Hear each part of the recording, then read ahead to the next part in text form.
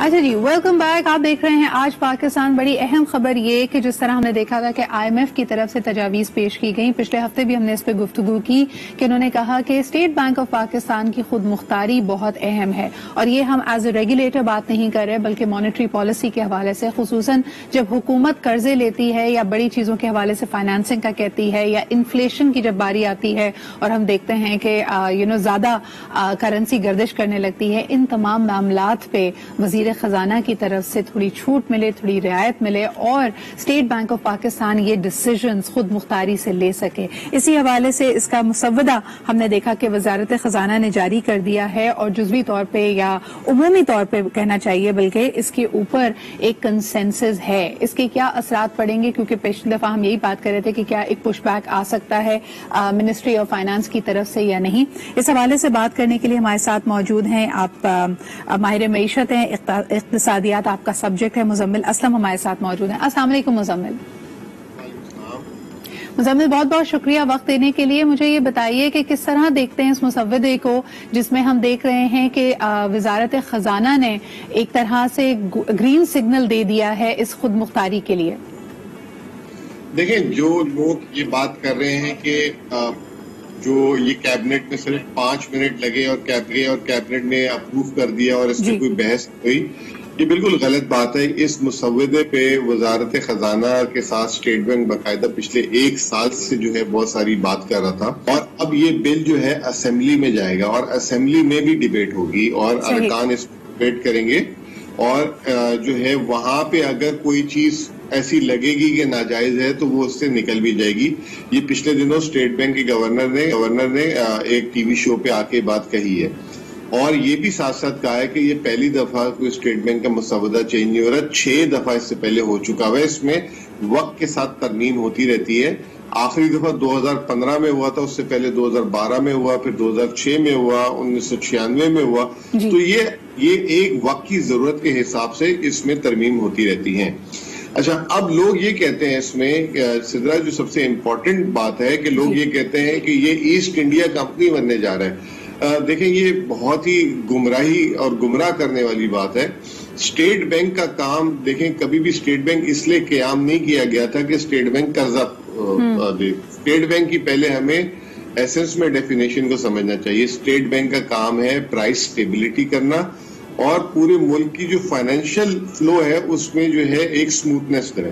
اب میں آپ کو ایک چھوٹی سی مثال دیتا ہوں کہ ہمیں اگر پیٹرول لینا ہوتا ہے تو ہم پیٹرول پمپ سے جا کے لیتے ہیں. یہ پیٹرول پمپ کی کمپنیاں ہوتی ہے PSO شیل. حکومت کو بھی اگر پیٹرول لینا ہوتا ہے، یعنی وزیر اعظم کی گاڑی میں بھی پیٹرول بھرنا ہوتا ہے، تو وہ اوگرا سے نہیں لیتے، وہ پیٹرول پمپ سے گاڑی میں پیٹرول بھرتا ہے نا. تو اس کا مطلب یہ ہے کہ اگر حکومت کو بھی قرضہ لینا ہے تو وہ ریگولیٹر سے نہیں لے گا. اسٹیٹ بینک کو قرضہ دینے کی مشین نہیں ہے، کیونکہ اسٹیٹ بینک کے پاس کھاتے دار نہیں ہے. جو قرضہ وہ دیتا ہے جس کے پاس کھاتے دار ہو، یعنی ڈپازٹ ہولڈر ہو، اس کے پاس ڈپازٹ جمع کراتا ہو، وہ پیسے سے آگے قرضہ دے دے.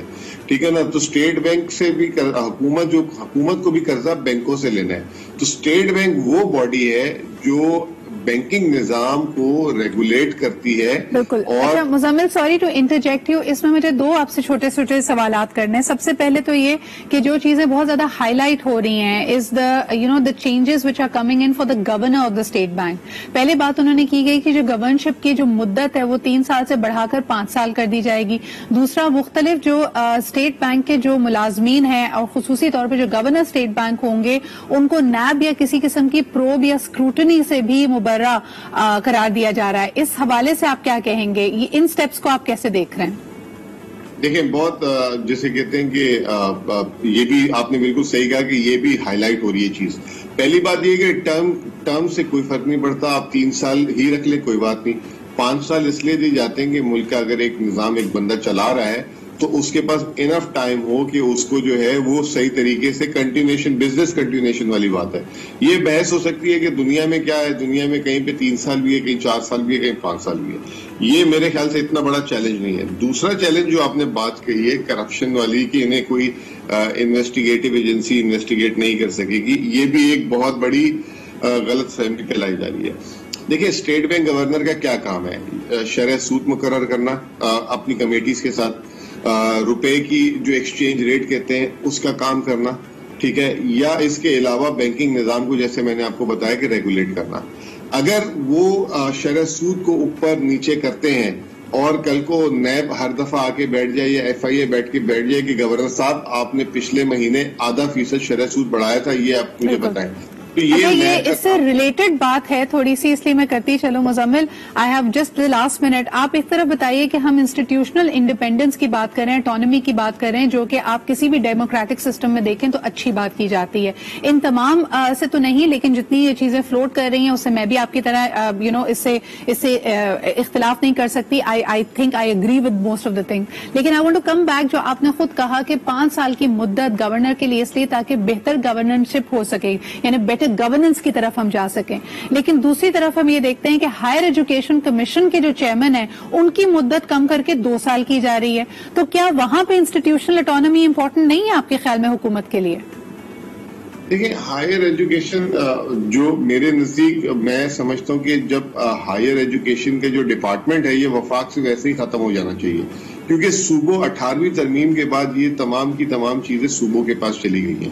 اور اگر یہ سمجھا جاتا ہے کہ یہ 3 سال ان کا رکھا جائے یا 4 سال رکھا جائے تو اس میں مجھے کوئی اعتراض نہیں ہے, کیونکہ میں دیکھیں ایک but Muzammil, I will respectfully disagree with you. بہت اہم ہے ہمارے جیسے ملک کے لیے ہائر ایجوکیشن کمیشن, اور نیشنل لیول کی جو آپ کی یونیورسٹیز ہیں ایک نیشنل پالیسی ہونا ہائر ایجوکیشن کے حوالے سے, بیکاز وی آر ورس دین سب سہارن. اور ہم جانتے ہیں, ہم مانتے ہیں, ہم صوبائی خود مختاری کی تو بات کر رہے ہیں, لیکن چاروں صوبوں کی کیپیسٹی, ان کی کمپٹنس ایک جیسی نہیں ہے. تو HEC کا ایک بہت رول ہے. ایک ڈگری آپ 2 سال میں کمپلیٹ نہیں کر سکتے. جب چیئرمین شپ کی مدت کو کم کر کے 2 سال کر دیا جائے گا, دے ول بی نو کنٹینیو, یعنی کوئی آپ کو کنٹینیوٹی نظر نہیں آئے گی, آپ کو کوئی ایک روش نظر نہیں آئے گی آپ کی ایجوکیشن پالیسی میں. بٹ بہرحال دوز آر 2 ڈفرنٹ سبجیکٹس, اور انشاءاللہ اس کو بھی ہم اٹھائیں گے. Thank you very much for being here with us. اور مزید بھی جو ڈیٹیلز ہمارے پاس آ رہی ہیں اس پہ, جس طرح آپ نے کہا ابھی تو پارلیمنٹ میں بحث ہونی ہے, قانون سازی ہونی ہے, اس مسودے کو پاس ہونے میں ابھی وقت ہے. Let's see how that develops. لیکن آگے بڑھتے ہیں جی, آپ کو بتاتے چلیں کہ آج کا دن میں نے آپ کو ویکینڈ پہ پرومس کیا تھا, بیکاز ایک نہیں 24 گھنٹے کے اندر 2 بڑی اہم میڈیا پرسنالٹیز, جن کے بغیر میرے خیال میں پاکستان میں جب میڈیا کی براڈ کاسٹنگ کی, خاص طور پہ پاکستانی ٹیلی ویژن ڈراماز کی جب بات کی جائے گی تو ان کے بغیر یہ تاریخ نامکمل ہے. ہم بات کر رہے ہیں کنول نصیر صاحبہ کی اور پاکستان کی مائع ناز پلے رائٹ پار ایکسلنس حسینہ معین صاحبہ کی. ہم نے دیکھا کہ اتوار کے روز ان کے لیے خاص طور پہ ایک عشائیہ بھی رکھا گیا ان کی یاد میں آرٹس کاؤنسل میں. ہمیں بھی یہ ہماری خوش نصیبی ہے کہ 2-3 دفعہ پچھلے ہی سال میں حسینہ آپا ہمارے پروگرام میں آئیں اور مختلف موضوعات پہ بات کی گئی, خاص طور پہ جو آج کہانی نویسی کا, پلے رائٹنگ کا اور ڈرامہ انڈسٹری کا حال ہے, اس پہ حسینہ آپا کے کیا تاثرات ہیں. ان کے خلا, ان کی کمی کوئی پوری نہیں کر سکتا, but this is a small tribute to her from team Aaj Pakistan. کتنا جانتی ہو تم میرے بارے میں؟ صرف اتنا جانتی ہوں کہ آپ ایک خود غرض انسان ہیں. زندگی میں آپ نے صرف اپنے آپ سے محبت کی. 26 مارچ 2021 پاکستان ایک بڑے نام سے محروم ہو گیا. حسینہ معین عرف حسینہ آپا 20 نومبر 1941 کو بھارت کے شہر کانپور میں پیدا ہوئی. قیام پاکستان کے بعد ہجرت کا دکھ جھیلا. 50 کی دہائی میں کراچی کو اپنا مسکن بنایا. حسینہ آپا نے پاکستان کا پہلا اسکرپٹ کرن کہانی کے نام سے لکھا. حسینہ آپا متعدد بار آج پاکستان کی مہمان بھی بنی. شی از اے لیونگ لیجنڈ. ان کے اگر آپ باڈی آف ورک کو دیکھیں, بہت سارے کلاسکس جن کو آج بھی ہم مانتے ہیں کہ they truly set the stage for Pakistani television drama industry. Haseena Moin, اگر آپ نے ایک رومانٹک سین فلمایا جانا ہوتا تھا تو اس میں فلرٹنگ بھی ہے, اس میں چھیڑ چھاڑ بھی ہے, لیکن اب میرے خیال میں وہ اس حد پہ پہنچا ہوا ہے کہ ایون ہماری سوسائٹی, ہمارے معاشرے کے کئی طبقوں کو وہ معیوب لگتا ہے. کبھی دیکھتی ہوں ڈرامہ تو مجھے لگتا ہے کہ کوئی بھی چیک کرنے والا نہیں ہے اس کو کہ یہ کس زبان میں بول رہے ہیں. بعض لفظ ایسے استعمال کیے جاتے ہیں جس کا میں یہاں ذکر بھی نہیں کر سکتی, کیونکہ اس کا ترجمہ میں کر کے بچوں کو بتا بھی نہیں سکتی کہ اس کا کیا مطلب ہوتا ہے. حسینہ معین نے ہمیشہ ٹیلنٹ کو پروموٹ کرنے کی بات کی اور نوجوان نسل کو ایک اچھا رائٹر بنانے کے لیے کام کیا. کتنا مختلف ہے یہ ہماری ٹیلی ویژن اسکرین اور ڈیجیٹل کا سفر, یعنی ان میں سٹوری ٹیلنگ میں کوئی فرق آپ کو لگتا ہے؟ میرے لیے تو واقعی بہت مشکل ہے ڈیجیٹل کی طرف سفر کرنا. ہم بجائے اس کے کہ ہم تقریر کر رہے ہیں, تنقید کر رہے ہیں, ہم اپنی چیزیں پیش کریں جس سے کہ ایک نیا معاشرہ ہم جنم دیتے جائیں.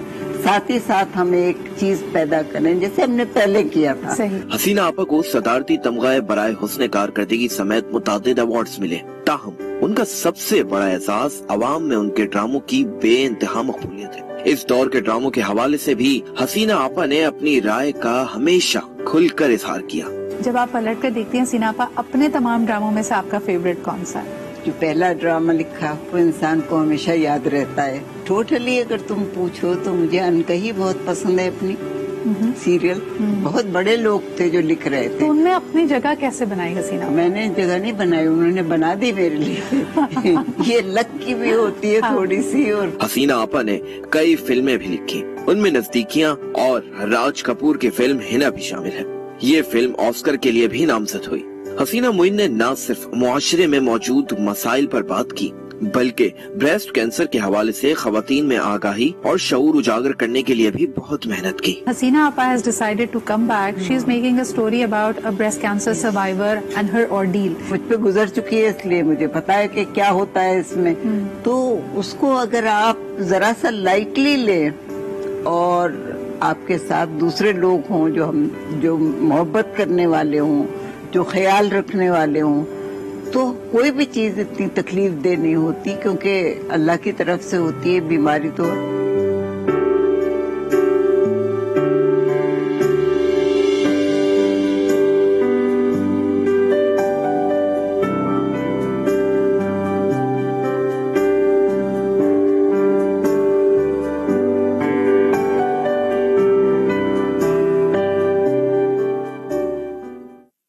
What a remarkable playwright। और ख़ास तौर पे 1980 की दिहाई जिसको समझा जाता है कि बड़ी कदगन थी, बड़ी सख्तियां थी, बड़ी मुश्किलें थी, और ऐसी पावरफुल थीम्स के साथ आना जिसमें आज भी हम देखते हैं कि फेमिनिज्म वाज डिफाइंड, एक खातून का एम्बिशन भी हो सकता है, उसका एक आउटलुक भी था, उसकी पूरी पर्सनैलिटी को पोर्ट्रे करना। Those characters will always live in our hearts. इसी के साथ हम लेते हैं एक छोटा सा break. Will be right back.